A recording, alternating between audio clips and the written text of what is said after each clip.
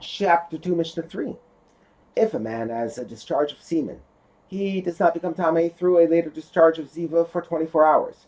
Rabbi Yossi, however, says he does not become Tameh as a Zav only that day until nightfall of the discharge of semen.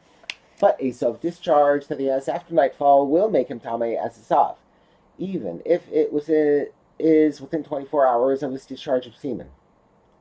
The Mishnah now teaches the law that a convert is like someone who is newly born, and a Zov discharge that he had before his conversion does not count at all after his conversion. If a non-Jew had a discharge of semen and then converted to Judaism, he can become Tameh through a Zov discharge immediately. That is, even if he had Zov discharges before his conversion, a Zov discharge that he had immediately after his conversion will be considered his first discharge, which counts even when caused by something else, such as a discharge of semen.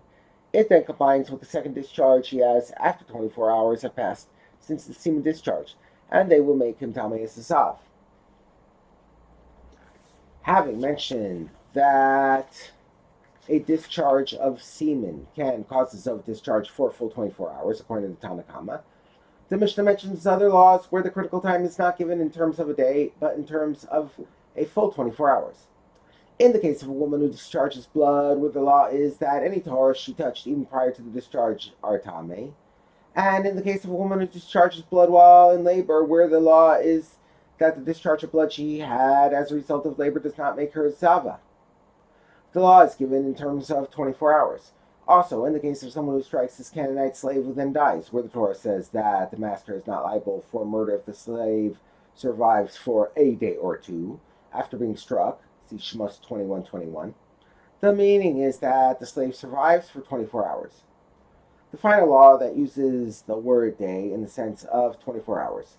If a dog ate the flesh of a human corpse for 3 days of 24 hours, the flesh is still considered to be the way it was originally created, i.e., it is considered flesh, not decayed matter. Therefore, for up to 72 hours after the dog ate it, the flesh of the corpse transmits tuma like any other flesh of a human corpse. After 72 hours, the flesh is considered to be decayed matter, and it no longer transmits tuma.